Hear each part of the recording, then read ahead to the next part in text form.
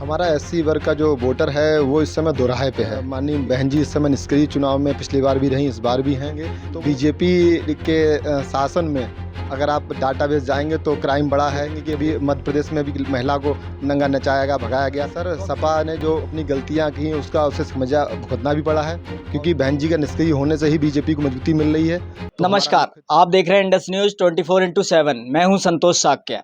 साथियों, आज हमारे साथ हैं पवन वर्मा जी, जो बरेली जिला अध्यक्ष बनाए गए अंबेडकर वाहिनी के। अंबेडकर वाहिनी का गठन 2 साल पहले समाजवादी पार्टी के द्वारा किया गया था और इसका उद्देश्य था SC ST को पार्टी के साथ जोड़ना। तो मेरे साथ आज पवन वर्मा जी। तो पवन वर्मा जी, आपका बहुत स्वागत है। बहुत बहुत धन्यवाद, आपने मौका दिया हमें न्यूज पे आने का। सबसे पहले तो मेरी ओर से आपको बहुत बहुत बधाई कि आप अध्यक्ष चुने गए हैं। तो मेरा पहला सवाल यही है कि क्या जिम्मेदारी आपको पार्टी की तरफ से दी गई है, क्या निर्देश प्राप्त हुए हैं जो ये घोषणा हुई है? पार्टी के द्वारा मुख्यतः बताया गया कि पीडीए का जो नारा हमारे राष्ट्रीय अध्यक्ष जी ने दिया है उसको हमें पिछड़ा, दलित और अल्पसंख्यक को जोड़ना है, और जिससे पार्टी को मजबूती मिले और 2024 का जो चुनाव आने वाला है उसमें सभी जाति के लोग पार्टी में अपना वोट दें और उसको मजबूती प्रदान हो। जहाँ तक समाजवादी पार्टी की बात है, एक चुनौती रही है उसके लिए SC ST को जोड़ना। तो कैसे आप SC ST को पार्टी के साथ जोड़ेंगे? अंबेडकर वाहिनी का गठन भी इसलिए ही किया गया था।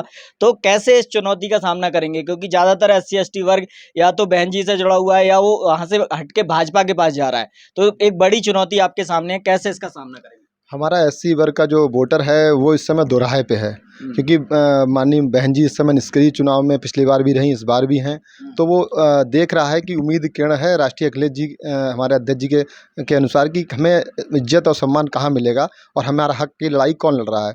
जैसे अभी वर्तमान में सपा के अलावा कोई ऐसी पार्टी नहीं है जो संविधान के लिए लड़ाई कर रही हो, और लगातार बीजेपी संविधान को तोड़ मोड़ रही है और हमारे SC OBC के हक को मार रही है।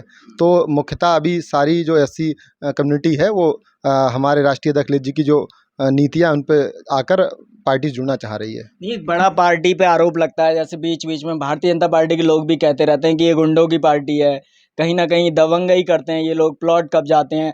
तो SC ST वर्ग तो ऐसे लोगों से डरता है। तो भाजपा के उस आरोप को आप कैसे देखते हैं कि वो लोग आरोप लगाते हैं? तो एक बड़ी चुनौती होती है SC ST को जोड़ना, तो कैसे इसका सामना कर रहे हैं? सर, एक्चुअली आरोप हर पार्टी पे लगते हैं, और वर्तमान में अगर आप देखेंगे बीजेपी के शासन में अगर आप डाटाबेस जाएंगे तो क्राइम बढ़ा है, रेप भी बढ़े हैं और घटनाएं भी बढ़ी हैं। आप डेली देखेंगे कि अभी मध्य प्रदेश में भी महिला को नंगा नचाया गया, भगाया गया। तो अब केवल सपा के ऊपर आरोप लगाने का मतलब ये नहीं कि सपा दबंगों की पार्टी रही है, और सपा जब से राष्ट्रीय अखिलेश जी ने पार्टी को संभाला है तब से उन्होंने युवाओं को मौका दिया है और उन्होंने इन सब चीज़ों को बहुत ज़्यादा कंट्रोल किया है। आपकी पार्टी उतना एक्शन में भी नहीं दिखती। जैसे कौशाम्बी में अभी घटना हुई, 3 दलितों को जला दिया गया, तो उसमें भी बहुत ज़्यादा कुछ एक्शन या बहुत ज़्यादा विरोध नहीं दिखा। ऐसा क्यों है? सर, पार्टी अपने स्तर से विरोध कर रही है, विपक्ष में है, और आप भी जानते हैं कि अभी जितनी ताकत हमें मिलनी चाहिए तो है नहीं, तो विपक्ष में नाते वो लोग अपने स्तर से विरोध कर रहे हैं।